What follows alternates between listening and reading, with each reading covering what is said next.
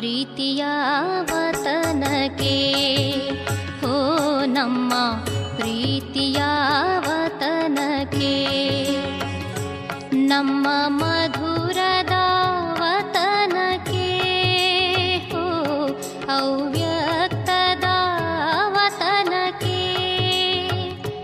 ನಾವು ಹಾರುತ್ತ ಸಾಗೋಣ, ಹೋ ನಾವು ಹಾರುತ್ತ ಸಾಗೋಣ,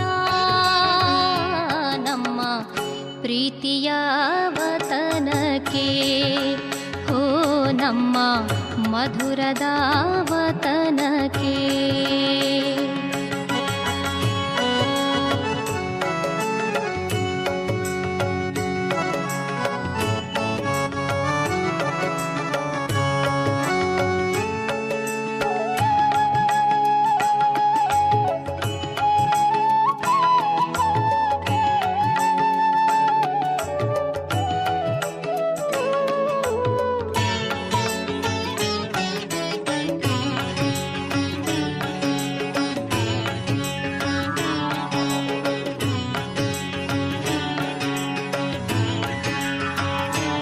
ವತನಕ್ಕೆ ಹೋಗೋಣ,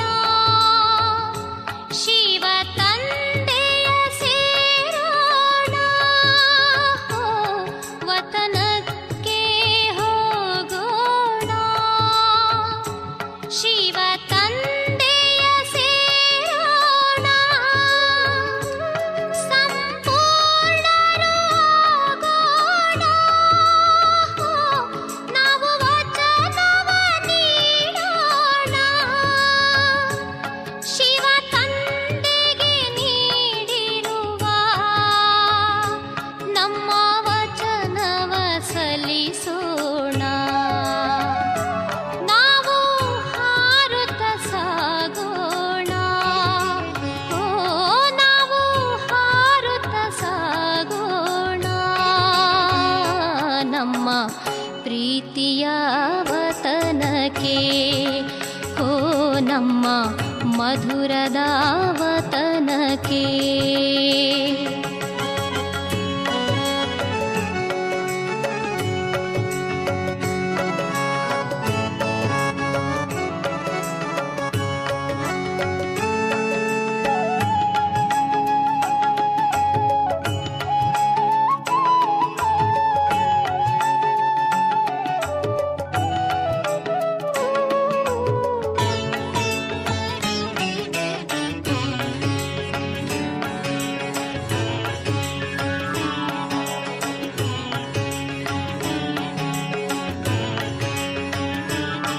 ಈ ದೇಹವ ಮರೆಯೋಣ, ದೇಹಧಾರಿಗಳ ಮರೆಯೋಣ, ಹೋ ಈ ದೇಹವ ಮರೆಯೋಣ, ದೇಹಧಾರಿಗಳ ಮರೆಯೋಣ,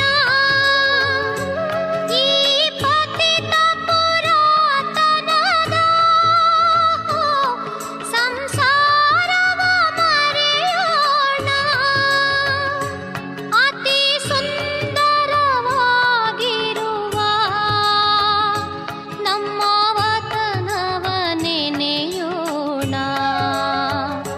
ನಾವು ಹಾರುತ್ತ ಸಾಗೋಣ, ಹೋ ನಾವು ಹಾರುತ್ತ ಸಾಗೋಣ, ನಮ್ಮ ಪ್ರೀತಿಯ ವತನಕ್ಕೆ, ಹೋ ನಮ್ಮ ಮಧುರದ ವತನಕ್ಕೆ. ಓಂ ಶಾಂತಿ. ಇಂದಿನ ದಿನಾಂಕ 2/12/2025. ಪ್ರಾರ್ಥ ಮುರುಳಿ ಬಾಪ್ ದಾದ ಮಧುಬನ. ಮಧುರ ಮಕ್ಕಳೇ, ನಿಮ್ಮ ಪ್ರತಿಜ್ಞೆಯಾಗಿದೆ, ಯಾವಾಗ ತಾವು ಬರುತ್ತೀರೋ ಆಗ ನಾವು ನಿಮಗೆ ಬಲಿಹಾರಿಯಾಗುತ್ತೇವೆ. ಈಗ ತಂದೆಯು ನಿಮಗೆ ಪ್ರತಿಜ್ಞೆಯನ್ನು ನೆನಪು ತರಿಸಲು ಬಂದಿದ್ದಾರೆ. ಪ್ರಶ್ನೆ: ಯಾವ ಮುಖ್ಯ ವಿಶೇಷತೆಯ ಕಾರಣ ಕೇವಲ ದೇವತೆಗಳಿಗೆ ಮಾತ್ರವೇ ಪೂಜ್ಯರೆಂದು ಹೇಳಬಹುದು? ಉತ್ತರ: ದೇವತೆಗಳ ವಿಶೇಷತೆ ಏನೆಂದರೆ ಅವರು ಎಂದೂ ಯಾರನ್ನೂ ನೆನಪು ಮಾಡುವುದಿಲ್ಲ, ತಂದೆಯನ್ನಾಗಲಿ ಯಾರದೇ ಚಿತ್ರಗಳನ್ನಾಗಲಿ ನೆನಪು ಮಾಡುವುದಿಲ್ಲ. ಆದ್ದರಿಂದ ಅವರಿಗೆ ಪೂಜ್ಯರೆಂದು ಹೇಳುತ್ತಾರೆ. ಅಲ್ಲಿ ಸುಖವೇ ಸುಖವಿರುತ್ತದೆ. ಆದ್ದರಿಂದ ಯಾರನ್ನೂ ನೆನಪು ಮಾಡುವ ಅವಶ್ಯಕತೆ ಇಲ್ಲ. ನೀವೀಗ ಒಬ್ಬ ತಂದೆಯ ನೆನಪಿನಿಂದ ಇಂತಹ ಪೂಜ್ಯರು ಪಾವನರಾಗುತ್ತೀರಿ. ನಂತರ ಸತ್ಯಯುಗದಲ್ಲಿ ನೆನಪು ಮಾಡುವ ಅವಶ್ಯಕತೆಯೇ ಇರುವುದಿಲ್ಲ. ಓಂ ಶಾಂತಿ. ಮಧುರಾತಿ ಮಧುರ ಆತ್ಮಿಕ ಮಕ್ಕಳೇ, ಈಗ ರುಹಾನಿ ಆತ್ಮವೆಂದಂತೂ ಹೇಳುವುದಿಲ್ಲ. ರೂ ಅಥವಾ ಆತ್ಮ ಒಂದೇ ಮಾತಾಗಿದೆ. ಆತ್ಮಿಕ ಮಕ್ಕಳ ಪ್ರತಿ ತಂದೆಯೂ ತಿಳಿಸುತ್ತಾರೆ. ಮೊದಲೆಂದು ಆತ್ಮಗಳಿಗೆ ಪರಮಪಿತ ಪರಮಾತ್ಮನು ಜ್ಞಾನವನ್ನು ತಿಳಿಸಿಲ್ಲ.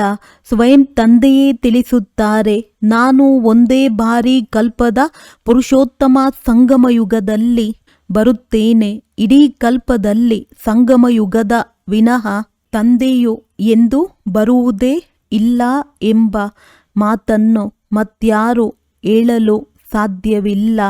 ತಂದೆಯು ಸಂಗಮದಲ್ಲಿಯೇ ಬರುತ್ತಾರೆ.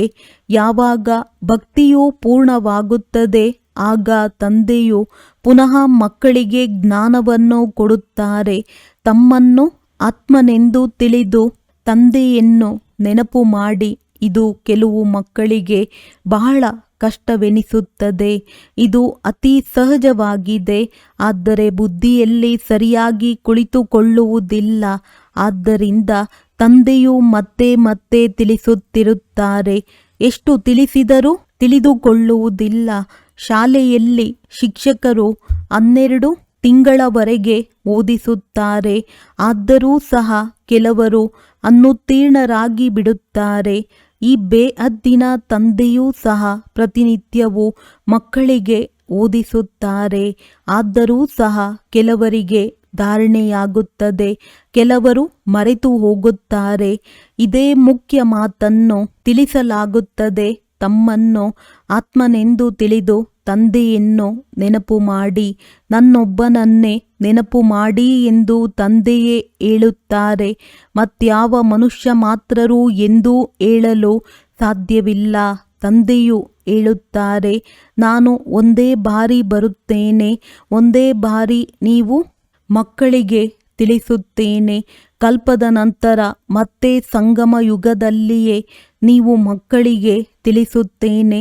ನೀವೇ ಈ ಜ್ಞಾನವನ್ನು ಪ್ರಾಪ್ತಿ ಮಾಡಿಕೊಳ್ಳುತ್ತೀರಿ. ಮತ್ಯಾರೂ ತಿಳಿದುಕೊಳ್ಳುವುದೇ ಇಲ್ಲ. ಪ್ರಜಾಪಿತ ಬ್ರಹ್ಮನ ಮುಖ ವಂಶಾವಳಿಯಾದ ನೀವು ಬ್ರಾಹ್ಮಣರು ಈ ಜ್ಞಾನವನ್ನು ತಿಳಿದುಕೊಳ್ಳುತ್ತೀರಿ. ನಿಮಗೆ ಗೊತ್ತಿದೆ, ಕಲ್ಪದ ಮೊದಲು ಸಹ ತಂದೆಯು ಈ ಸಂಗಮದಲ್ಲಿ ಜ್ಞಾನವನ್ನು ತಿಳಿಸಿದ್ದರು. ನೀವು ಬ್ರಾಹ್ಮಣರದ್ದೇ ಪಾತ್ರವಿದೆ. ಈ ವರ್ಣಗಳಲ್ಲಿಯೂ ಅವಶ್ಯವಾಗಿ ಸುತ್ತಬೇಕಾಗಿದೆ. ಅನ್ಯ ಧರ್ಮದವರು ಈ ವರ್ಣಗಳಲ್ಲಿ ಬರುವುದಿಲ್ಲ. ಭಾರತವಾಸಿಗಳೇ ಈ ವರ್ಣಗಳಲ್ಲಿ ಬರುತ್ತಾರೆ. ಭಾರತವಾಸಿಗಳೇ ಬ್ರಾಹ್ಮಣರಾಗುತ್ತಾರೆ. ಆದ್ದರಿಂದ ತಂದೆಯು ಭಾರತದಲ್ಲಿ ಬರಬೇಕಾಗುತ್ತದೆ. ನೀವು ಪ್ರಜಾಪಿತ ಬ್ರಹ್ಮನ ಮುಖವಂಶಾವಳಿ ಬ್ರಾಹ್ಮಣರಾಗಿದ್ದೀರಿ. ಬ್ರಾಹ್ಮಣರ ನಂತರ ದೇವತೆಗಳು ಮತ್ತು ಕ್ಷತ್ರಿಯರು ಈ ವರ್ಣಗಳಲ್ಲಿ ಬರುವುದಿಲ್ಲ. ಭಾರತವಾಸಿಗಳೇ ಈ ವರ್ಣಗಳಲ್ಲಿ ಬರುತ್ತಾರೆ. ಭಾರತವಾಸಿಗಳೇ ಬ್ರಾಹ್ಮಣರಾಗುತ್ತಾರೆ. ಆದ್ದರಿಂದ ತಂದೆಯು ಭಾರತದಲ್ಲಿ ಬರಬೇಕಾಗುತ್ತದೆ. ನೀವು ಪ್ರಜಾಪಿತ ಬ್ರಹ್ಮನ ಮುಖ ವಂಶಾವಳಿ ಬ್ರಾಹ್ಮಣರಾಗಿದ್ದೀರಿ. ಬ್ರಾಹ್ಮಣರ ನಂತರ ದೇವತೆಗಳು ಮತ್ತು ಕ್ಷತ್ರಿಯರು ಯಾರೂ ಆಗುವುದಿಲ್ಲ. ನಿಮ್ಮನ್ನು ಬ್ರಾಹ್ಮಣರನ್ನಾಗಿ ಮಾಡುತ್ತೇನೆ. ನಂತರ ಈ ದೇವತೆಗಳಾಗುತ್ತೀರಿ. ಕಲೆಗಳು ಕಡಿಮೆಯಾಗುತ್ತಾ ಹೋದಂತೆ ಅವರಿಗೆ ಕ್ಷತ್ರಿಯರೆಂದು ಹೇಳುತ್ತಾರೆ. ತಾನಾಗಿಯೇ ಕ್ಷತ್ರಿಯರಾಗುತ್ತಾರೆ. ತಂದೆಯು ಬಂದು ಬ್ರಾಹ್ಮಣರನ್ನಾಗಿ ಮಾಡುತ್ತಾರೆ. ಮತ್ತೆ ಬ್ರಾಹ್ಮಣರಿಂದ ದೇವತೆಗಳು, ನಂತರ ಅವರೇ ಕ್ಷತ್ರಿಯರಾಗುತ್ತಾರೆ. ಒಬ್ಬರೇ ತಂದೆಯು 3 ಧರ್ಮಗಳನ್ನು ಈಗ ಸ್ಥಾಪನೆ ಮಾಡುತ್ತಾರೆ. ಸತ್ಯ ತ್ರೇತಾಯುಗದಲ್ಲಿ ಬರುತ್ತಾರೆಂದಲ್ಲ. ಮನುಷ್ಯರು ಇದನ್ನು ತಿಳಿದುಕೊಳ್ಳದ ಕಾರಣ ಸತ್ಯ ತ್ರೇತಾಯುಗದಲ್ಲಿಯೂ ಬರುತ್ತಾರೆಂದು ಹೇಳಿಬಿಡುತ್ತಾರೆ. ಆದರೆ ತಂದೆಯು ತಿಳಿಸುತ್ತಾರೆ, ನಾನು ಯುಗ ಯುಗದಲ್ಲಿಯೂ ಬರುವುದಿಲ್ಲ. ನಾನು ಕಲ್ಪದ ಸಂಗಮ ಯುಗದಲ್ಲಿ ಒಂದೇ ಬಾರಿ ಬರುತ್ತೇನೆ. ಪ್ರಜಾಪಿತ ಬ್ರಹ್ಮನ ಮೂಲಕ ನಿಮ್ಮನ್ನು ನಾನೇ ಬ್ರಾಹ್ಮಣರನ್ನಾಗಿ ಮಾಡುತ್ತೇನೆ. ನಾನು ಪರಮಧಾಮದಿಂದ ಬರುತ್ತೇನೆ. ಒಳ್ಳೆಯದು. ಬ್ರಹ್ಮನು ಎಲ್ಲಿಂದ ಬರುವರು? ಬ್ರಹ್ಮರವರು 84 ಜನ್ಮಗಳನ್ನು ತೆಗೆದುಕೊಳ್ಳುತ್ತಾರೆ. ನಾನು ತೆಗೆದುಕೊಳ್ಳುವುದಿಲ್ಲ. ಬ್ರಹ್ಮ ಸರಸ್ವತಿಯೇ ವಿಷ್ಣುವಿನ 2 ರೂಪ ಲಕ್ಷ್ಮೀನಾರಾಯಣರಾಗುತ್ತಾರೆ. ಅವರೇ 84 ಜನ್ಮಗಳನ್ನು ತೆಗೆದುಕೊಳ್ಳುತ್ತಾರೆ. ಮತ್ತೆ ಅವರದ್ದೇ ಬಹಳ ಜನ್ಮಗಳ ಅಂತಿಮದಲ್ಲಿ ಪ್ರವೇಶ ಮಾಡಿ ಇವರನ್ನು ಬ್ರಹ್ಮನನ್ನಾಗಿ ಮಾಡುತ್ತೇನೆ. ಇವರಿಗೆ ಬ್ರಹ್ಮ ಎಂದು ಹೆಸರನ್ನಿಡುತ್ತೇನೆ. ಇದು ಇವರ ಮೊದಲಿನ ಹೆಸರಲ್ಲ. ಮಕ್ಕಳ ಜನ್ಮವಾದಾಗ ಜನ್ಮದಿನವನ್ನಾಚರಿಸುತ್ತಾರೆ. ಇವರ ಜನ್ಮ ಪ್ರತಿಯ ಹೆಸರಂತೂ ಲೇಖರಾಜ್ ಎಂದಾಗಿತ್ತು. ಅದು ಬಾಲ್ಯದ ಹೆಸರಾಗಿತ್ತು. ಈಗ ಹೆಸರನ್ನು ಬದಲಾಯಿಸಲಾಗಿದೆ. ಸಂಗಮದಲ್ಲಿ ತಂದೆಯು ಬಂದು ಇವರಲ್ಲಿ ಪ್ರವೇಶ ಮಾಡಿದ್ದಾರೆ. ಯಾವಾಗ ಇವರ ವಾನಪ್ರಸ್ಥ ಸ್ಥಿತಿಯಲ್ಲಿರುವರೋ ಆಗ ಹೆಸರನ್ನು ಬದಲಾಯಿಸಲಾಗುತ್ತದೆ. ಆ ಸನ್ಯಾಸಿಗಳಂತೂ ಮನೆಮಠವನ್ನು ಬಿಟ್ಟು ಹೋಗುತ್ತಾರೆ. ಆಗ ಹೆಸರು ಬದಲಾಗುತ್ತದೆ. ಇವರಂತೂ ಮನೆಯಲ್ಲಿಯೇ ಇರುತ್ತಾರೆ. ಇವರ ಹೆಸರನ್ನು ಬ್ರಹ್ಮ ಎಂದು ಇಡಲಾಯಿತು. ಏಕೆಂದರೆ ಬ್ರಾಹ್ಮಣರು ಬೇಕಲ್ಲವೇ? ನಿಮ್ಮನ್ನು ತನ್ನವರನ್ನಾಗಿ ಮಾಡಿಕೊಂಡು ಪವಿತ್ರ ಬ್ರಾಹ್ಮಣರನ್ನಾಗಿ ಮಾಡುತ್ತಾರೆ. ಪವಿತ್ರರನ್ನಾಗಿ ಮಾಡಲಾಗುತ್ತದೆ. ನೀವು ಜನ್ಮದಿಂದಲೂ ಪವಿತ್ರರಾಗಿದ್ದೀರಿ ಎಂದಲ್ಲ. ನಿಮಗೆ ಪವಿತ್ರರಾಗುವ ಶಿಕ್ಷಣವೂ ಸಿಗುತ್ತದೆ. ಹೇಗೆ ಪವಿತ್ರರಾಗುವುದು? ಇದು ಮುಖ್ಯ ಮಾತಾಗಿದೆ. ನಿಮಗೆ ತಿಳಿದಿದೆ, ಭಕ್ತಿ ಮಾರ್ಗದಲ್ಲಿ ಯಾರೊಬ್ಬರೂ ಪೂಜ್ಯರಿರಲು ಸಾಧ್ಯವಿಲ್ಲ. ಮನುಷ್ಯರು ಗುರು ಮೊದಲಾದವರಿಗೆ ತಲೆಬಾಗುತ್ತಾರೆ. ಏಕೆಂದರೆ ಅವರು ಮನೆಮಠವನ್ನು ಬಿಟ್ಟು ಪವಿತ್ರರಾಗುತ್ತಾರೆ. ಬಾಕಿ ಅವರಿಗೆ ಪೂಜ್ಯರೆಂದು ಹೇಳುವುದಿಲ್ಲ. ಯಾರು ಯಾರನ್ನೂ ನೆನಪು ಮಾಡುವುದಿಲ್ಲವೋ ಅವರಿಗೆ ಪೂಜ್ಯರೆಂದು ಹೇಳಲಾಗುತ್ತದೆ. ಸನ್ಯಾಸಿಗಳಾದರೂ ಬ್ರಹ್ಮ ತತ್ವವನ್ನು ನೆನಪು ಮಾಡುತ್ತಾರೆ, ಪ್ರಾರ್ಥನೆ ಮಾಡುತ್ತಾರಲ್ಲವೇ? ಸತ್ಯಯುಗದಲ್ಲಿ ದೇವಿ ದೇವತೆಗಳು ಯಾರನ್ನೂ ನೆನಪು ಮಾಡುವುದಿಲ್ಲ. ಈಗ ತಂದೆಯು ತಿಳಿಸುತ್ತಾರೆ, ನೀವು ಒಬ್ಬರನ್ನು ನೆನಪು ಮಾಡಬೇಕಾಗಿದೆ. ಅದಂತೂ ಭಕ್ತಿಯಾಗಿದೆ. ನೀವಾತ್ಮಗಳು ಗುಪ್ತವಾಗಿದ್ದೀರಿ. ಆತ್ಮವನ್ನು ಯಥಾರ್ಥ ರೀತಿಯಲ್ಲಿ ಯಾರೂ ತಿಳಿದುಕೊಂಡಿಲ್ಲ. ಸತ್ಯ ತ್ರೇತಾಯುಗದಲ್ಲಿಯೂ ಶರೀರಧಾರಿಗಳು ತಮ್ಮ ಹೆಸರಿನಿಂದ ಪಾತ್ರವನ್ನಭಿನಯಿಸುತ್ತಾರೆ. ಹೆಸರಿಲ್ಲದೆ ಪಾತ್ರಧಾರಿಗಳಾಗಲು ಸಾಧ್ಯವಿಲ್ಲ. ಎಲ್ಲಿಯೇ ಇರಲಿ ಶರೀರಕ್ಕೆ ಅವಶ್ಯವಾಗಿ ಹೆಸರಿರುತ್ತದೆ. ಹೆಸರಿಲ್ಲದೆ ಪಾತ್ರವನ್ನು ಹೇಗೆ ಅಭಿನಯಿಸುತ್ತೀರಿ? ಆದ್ದರಿಂದ ತಂದೆಯೂ ತಿಳಿಸಿದ್ದಾರೆ, ಭಕ್ತಿ ಮಾರ್ಗದಲ್ಲಿ ಆಡುತ್ತಾರೆ. ಬಾಬಾ ತಾವು ಬಂದರೆ ನಾವು ತಮ್ಮನ್ನು ನಮ್ಮವರನ್ನಾಗಿ ಮಾಡಿಕೊಳ್ಳುತ್ತೇವೆ. ನಮಗೆ ಬೇರೆ ಯಾರೂ ಇಲ್ಲ. ನಾವು ನಿಮಗೆ ಬಲಿಯಾರಿಯಾಗುತ್ತೇವೆ ಎಂದು ಆತ್ಮವು ಹೇಳುತ್ತದೆ. ಭಕ್ತಿ ಮಾರ್ಗದಲ್ಲಿ ಯಾರೆಲ್ಲ ದೇಹಧಾರಿಗಳಿದ್ದಾರೆಯೋ, ಯಾರ ಹೆಸರುಗಳನ್ನು ಇಡಲಾಗುತ್ತದೆಯೋ ನಾವು ಅವರನ್ನು ಪೂಜಿಸುವುದಿಲ್ಲ. ಯಾವಾಗ ತಾವು ಬರುತ್ತೀರೋ ಆಗ ನಾವು ನಿಮಗೆ ಬಲಿಯಾರಿಯಾಗುತ್ತೇವೆ ಎಂದು ಹೇಳುತ್ತಾರೆ.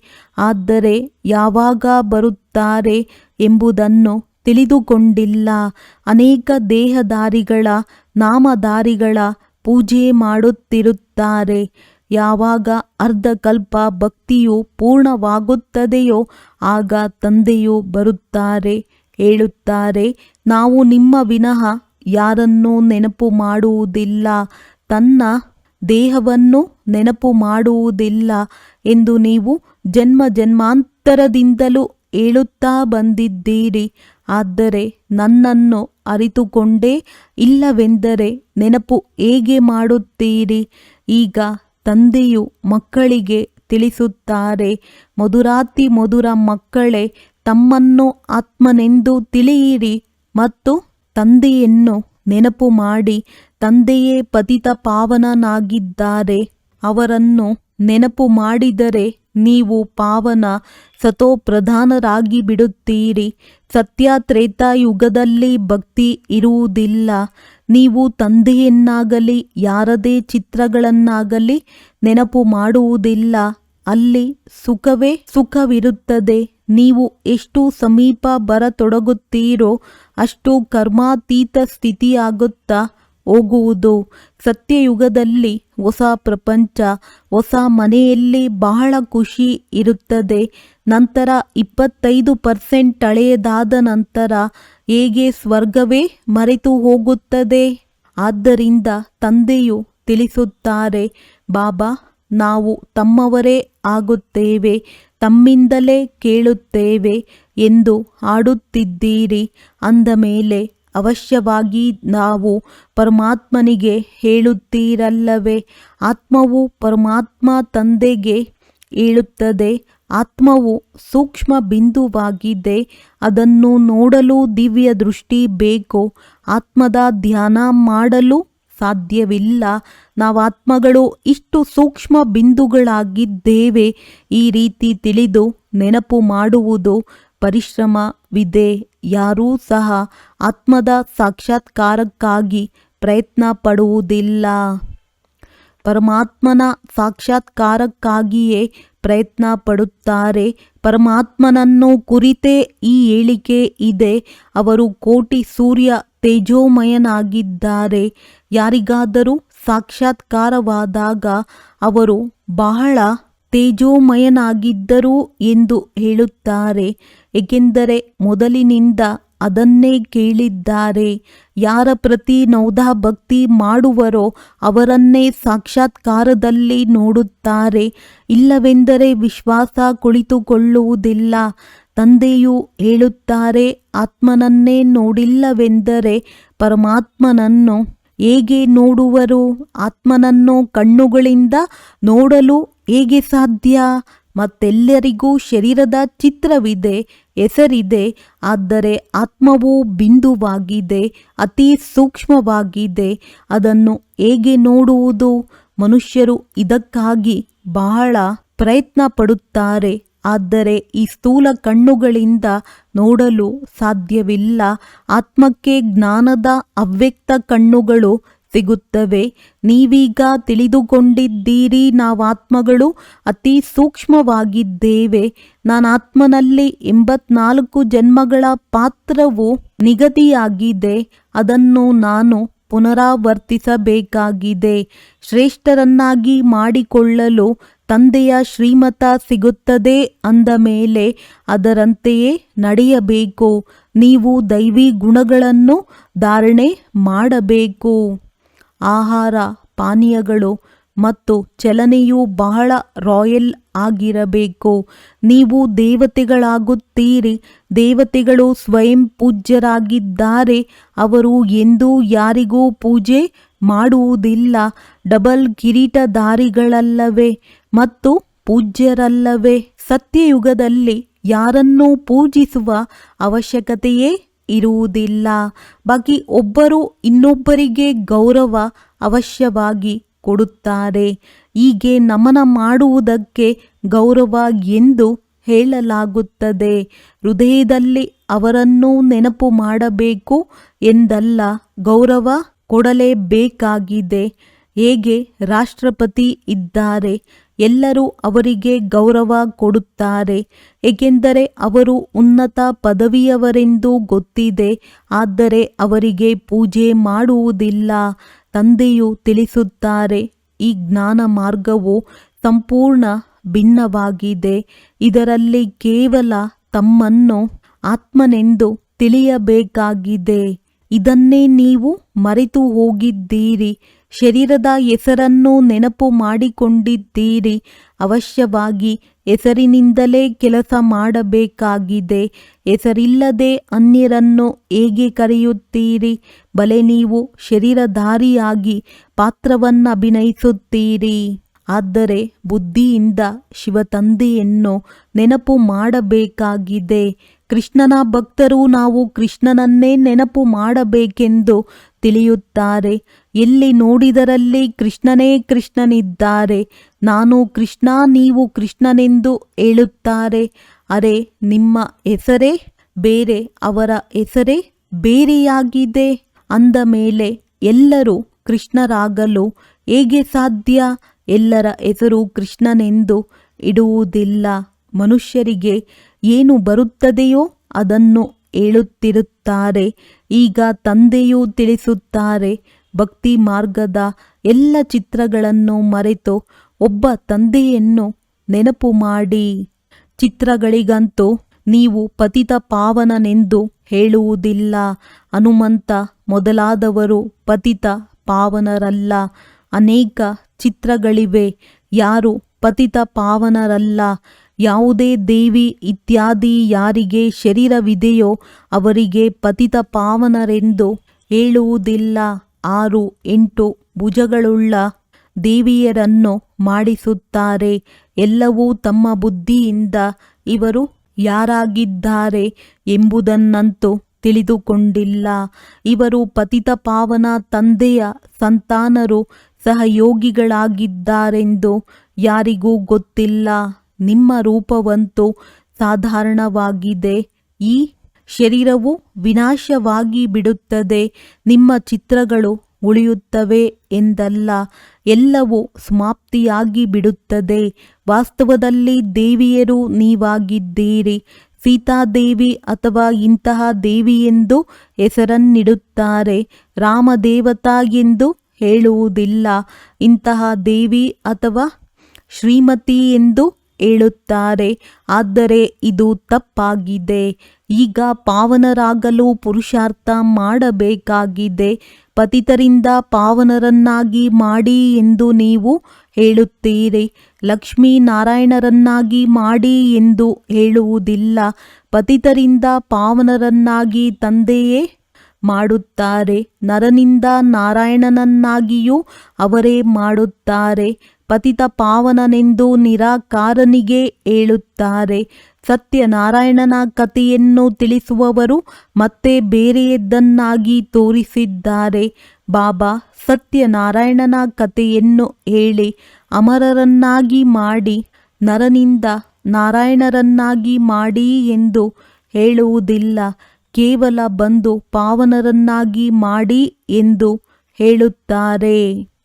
ತಂದೆಯೇ ಸತ್ಯನಾರಾಯಣನ ಕಥೆಯನ್ನು ತಿಳಿಸಿ ಪಾವನರನ್ನಾಗಿ ಮಾಡುತ್ತಾರೆ. ಮತ್ತೆ ನೀವು ಅನ್ಯರಿಗೂ ಸತ್ಯ ಕಥೆಯನ್ನು ತಿಳಿಸುತ್ತೀರಿ. ಮತ್ಯಾರೂ ತಿಳಿದುಕೊಳ್ಳಲು ಸಾಧ್ಯವಿಲ್ಲ. ನೀವೇ ತಿಳಿದುಕೊಂಡಿದ್ದೀರಿ. ಬಲೆ ನಿಮ್ಮ ಮನೆಯಲ್ಲಿ ಮಿತ್ರ ಸಂಬಂಧಿಗಳು, ಸಹೋದರ ಸಹೋದರಿ ಮೊದಲಾದವರಿದ್ದಾರೆ. ಆದರೆ ಅವರೂ ಸಹ ತಿಳಿದುಕೊಂಡಿಲ್ಲ. ಒಳ್ಳೆಯದು, ಮಧುರಾತಿ ಮಧುರ ಅಗಲಿ ಹೋಗಿ ಮರಳಿ ಸಿಕ್ಕಿರುವ ಮಕ್ಕಳ ಪ್ರತಿ ಮಾತ್ಪಿತಾ ಬಾಪ್ ತಾದಾರವರ ನೆನಪು, ಪ್ರೀತಿ ಹಾಗೂ ಸುಪ್ರಭಾತ. ಆತ್ಮಿಕ ಮಕ್ಕಳಿಗೆ ಆತ್ಮಿಕ ತಂದೆಯ ನಮಸ್ತೆ. ಧಾರಣೆಗಾಗಿ ಮುಖ್ಯ ಸಾರ.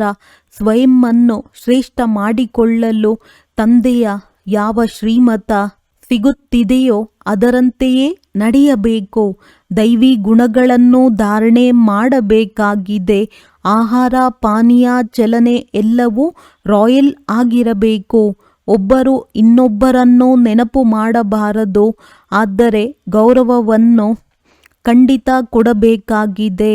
ಪಾವನರಾಗುವ ಪುರುಷಾರ್ಥ ಮಾಡಬೇಕು ಮತ್ತು ಮಾಡಿಸಬೇಕಾಗಿದೆ. ವರದಾನ: ನಿರಸ ವಾತಾವರಣದಲ್ಲಿಯೂ ಖುಷಿಯ ಹೊಳಪಿನ ಅನುಭವ ಮಾಡುವಂತಹ ಎವರ್ ಹ್ಯಾಪಿ ಭವ. ಎವರ್ ಹ್ಯಾಪಿ ಅರ್ಥಾತ್ ಸದಾ ಖುಷಿಯ ವರದಾನ ಯಾವ ಮಕ್ಕಳಿಗೆ ಪ್ರಾಪ್ತಿಯಾಗಿದೆ ಅವರಿಗೆ ದುಃಖದ ಅಲೆಯನ್ನು ಉತ್ಪನ್ನ ಮಾಡುವಂತಹ ವಾತಾವರಣದಲ್ಲಿ, ನಿರಸ ವಾತಾವರಣದಲ್ಲಿ, ಅಪ್ರಾಪ್ತಿಯ ಅನುಭವ ಮಾಡಿಸುವಂತಹ ವಾತಾವರಣದಲ್ಲಿಯೂ ಸದಾ ಖುಷಿಯಾಗಿರುತ್ತಾರೆ. ಮತ್ತು ತಮ್ಮ ಖುಷಿಯ ಒಳಪಿನಿಂದ ದುಃಖ ಮತ್ತು ಉದಾಸಿಯ ವಾತಾವರಣವನ್ನು ಈ ರೀತಿ ಪರಿವರ್ತನೆ ಮಾಡುತ್ತಾರೆ. ಹೇಗೆ ಸೂರ್ಯ ಅಂಧಕಾರವನ್ನು ಪರಿವರ್ತನೆ ಮಾಡಿಬಿಡುತ್ತಾನೆ, ಅಂಧಕಾರದ ಮಧ್ಯೆ ಬೆಳಕನ್ನು ಮಾಡುವುದು, ಅಶಾಂತಿಯೊಳಗೆ ಶಾಂತಿಯನ್ನು ತರುವುದು, ನಿರಸ ವಾತಾವರಣದಲ್ಲಿ ಖುಷಿಯ ಒಳಪನ್ನು ತರುವುದು, ಇದಕ್ಕೆ ಹೇಳಲಾಗುವುದು ಎವರ್ ಹ್ಯಾಪಿ. ವರ್ತಮಾನ ಸಮಯ ಈ ಸೇವೆಯ ಅವಶ್ಯಕತೆ ಇದೆ. ಸ್ಲೋಗನ್: ಅಶರೀರಿ ಅವರೇ ಆಗಿದ್ದಾರೆ. ಯಾರಿಗೆ ಶರೀರದ ಯಾವುದೇ ಆಕರ್ಷಣೆ ತನ್ನ ಕಡೆ ಆಕರ್ಷಿತ ಮಾಡುವುದಿಲ್ಲ. ಅವ್ಯಕ್ತ ಸೂಚನೆ: ಈಗ ಸಂಪನ್ನ ಅಥವಾ ಕರ್ಮಾತೀತರಾಗುವುದರಲ್ಲಿ ತತ್ಪರರಾಗಿರಿ. ಕರ್ಮಾತೀತದ ಅರ್ಥ ಕರ್ಮದಿಂದ ಅತೀತರಾಗುವುದಲ್ಲ, ಕರ್ಮದಿಂದ ಭಿನ್ನರಲ್ಲ, ಕರ್ಮದ ಬಂಧನದಿಂದ ಭಿನ್ನ. ಇದಕ್ಕೆ ಹೇಳಲಾಗುತ್ತದೆ ಕರ್ಮಾತೀತ. ಕರ್ಮಯೋಗದ ಸ್ಥಿತಿ ಕರ್ಮಾತೀತ ಸ್ಥಿತಿಯ ಅನುಭವ ಮಾಡಿಸುತ್ತದೆ. ಇದೇ ಕರ್ಮಯೋಗಿ ಸ್ಥಿತಿ ಅತಿ ಪ್ರಿಯ ಮತ್ತು ಭಿನ್ನ ಸ್ಥಿತಿಯಾಗಿದೆ. ಇದರಿಂದ ಯಾರೇ ಎಷ್ಟೇ ದೊಡ್ಡ ಕಾರ್ಯ ಪರಿಶ್ರಮದಲ್ಲಾಗಲಿ, ಆದರೆ ಈ ರೀತಿ ಅನಿಸುತ್ತದೆ, ಕೆಲಸ ಮಾಡುತ್ತಿಲ್ಲ, ಆದರೆ ಆಟವಾಡುತ್ತಿದ್ದೇವೆ. ಒಳ್ಳೆಯದು. ಓಂ ಶಾಂತಿ.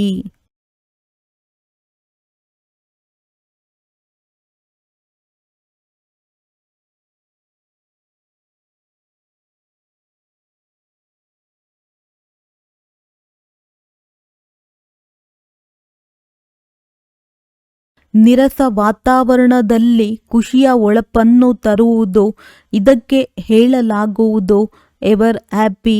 ವರ್ತಮಾನ ಸಮಯ ಈ ಸೇವೆಯ ಅವಶ್ಯಕತೆ ಇದೆ. ಸ್ಲೋಗನ್: ಅಶರೀರಿ ಅವರೇ ಆಗಿದ್ದಾರೆ. ಯಾರಿಗೆ ಶರೀರದ ಯಾವುದೇ ಆಕರ್ಷಣೆ ತನ್ನ ಕಡೆ ಆಕರ್ಷಿತ ಮಾಡುವುದಿಲ್ಲ. ಅವ್ಯಕ್ತ ಸೂಚನೆ: ಈಗ ಸಂಪನ್ನ ಅಥವಾ ಕರ್ಮಾತೀತರಾಗುವುದರಲ್ಲಿ ತತ್ಪರರಾಗಿರಿ.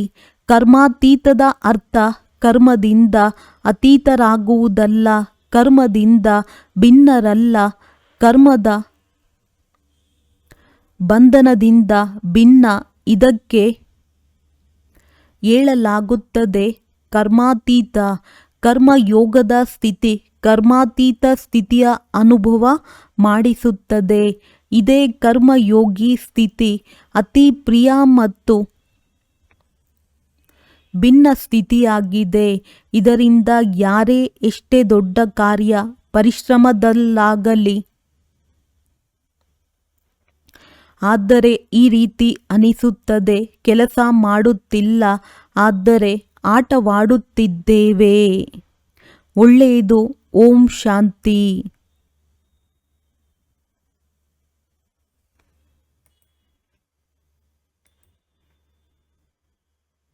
ನಿರಸ ವಾತಾವರಣದಲ್ಲಿ ಖುಷಿಯ ಒಳಪನ್ನು ತರುವುದು, ಇದಕ್ಕೆ ಹೇಳಲಾಗುವುದು ಎವರ್ ಹ್ಯಾಪಿ. ವರ್ತಮಾನ ಸಮಯ ಈ ಸೇವೆಯ ಅವಶ್ಯಕತೆ ಇದೆ. ಸ್ಲೋಗನ್: ಅಶರೀರಿ ಅವರೇ ಆಗಿದ್ದಾರೆ. ಯಾರಿಗೆ ಶರೀರದ ಯಾವುದೇ ಆಕರ್ಷಣೆ ತನ್ನ ಕಡೆ ಆಕರ್ಷಿತ ಮಾಡುವುದಿಲ್ಲ. ಅವ್ಯಕ್ತ ಸೂಚನೆ: ಈಗ ಸಂಪನ್ನ ಅಥವಾ ಕರ್ಮಾತೀತರಾಗುವುದರಲ್ಲಿ ತತ್ಪರರಾಗಿರಿ. ಕರ್ಮಾತೀತದ ಅರ್ಥ ಕರ್ಮದಿಂದ ಅತೀತರಾಗುವುದಲ್ಲ, ಕರ್ಮದಿಂದ ಭಿನ್ನರಲ್ಲ, ಕರ್ಮದ ಬಂಧನದಿಂದ ಭಿನ್ನ. ಇದಕ್ಕೆ ಹೇಳಲಾಗುತ್ತದೆ ಕರ್ಮಾತೀತ. ಕರ್ಮಯೋಗದ ಸ್ಥಿತಿ ಕರ್ಮಾತೀತ ಸ್ಥಿತಿಯ ಅನುಭವ ಮಾಡಿಸುತ್ತದೆ. ಇದೇ ಕರ್ಮಯೋಗಿ ಸ್ಥಿತಿ ಅತಿ ಪ್ರಿಯ ಮತ್ತು ಭಿನ್ನ ಸ್ಥಿತಿಯಾಗಿದೆ. ಇದರಿಂದ ಯಾರೇ ಎಷ್ಟೇ ದೊಡ್ಡ ಕಾರ್ಯ ಪರಿಶ್ರಮದಲ್ಲಾಗಲಿ, ಆದರೆ ಈ ರೀತಿ ಅನಿಸುತ್ತದೆ, ಕೆಲಸ ಮಾಡುತ್ತಿಲ್ಲ, ಆದರೆ ಆಟವಾಡುತ್ತಿದ್ದೇವೆ.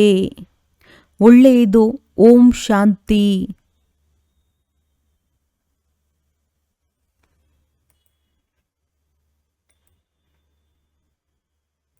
ನಿರಸ ವಾತಾವರಣದಲ್ಲಿ ಖುಷಿಯ ಹೊಳಪನ್ನು ತರುವುದು, ಇದಕ್ಕೆ ಹೇಳಲಾಗುವುದು ಎವರ್ ಹ್ಯಾಪಿ. ವರ್ತಮಾನ ಸಮಯ ಈ ಸೇವೆಯ ಅವಶ್ಯಕತೆ ಇದೆ. ಸ್ಲೋಗನ್: ಅಶರೀರಿ ಅವರೇ ಆಗಿದ್ದಾರೆ.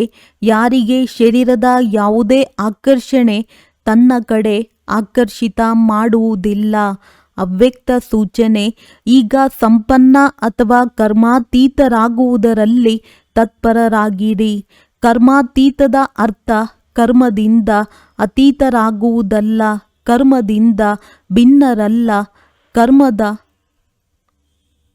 ಬಂಧನದಿಂದ ಭಿನ್ನ. ಇದಕ್ಕೆ ಹೇಳಲಾಗುತ್ತದೆ ಕರ್ಮಾತೀತ. ಕರ್ಮಯೋಗದ ಸ್ಥಿತಿ ಕರ್ಮಾತೀತ ಸ್ಥಿತಿಯ ಅನುಭವ ಮಾಡಿಸುತ್ತದೆ. ಇದೇ ಕರ್ಮಯೋಗಿ ಸ್ಥಿತಿ. ಅತಿ ಪ್ರಿಯ ಮತ್ತು ಭಿನ್ನ ಸ್ಥಿತಿಯಾಗಿದೆ. ಇದರಿಂದ ಯಾರೇ ಎಷ್ಟೇ ದೊಡ್ಡ ಕಾರ್ಯ ಪರಿಶ್ರಮದಲ್ಲಾಗಲಿ ಆದರೆ ಈ ರೀತಿ ಅನಿಸುತ್ತದೆ, ಕೆಲಸ ಮಾಡುತ್ತಿಲ್ಲ, ಆದರೆ ಆಟವಾಡುತ್ತಿದ್ದೇವೆ. ಒಳ್ಳೆಯದು. ಓಂ ಶಾಂತಿ.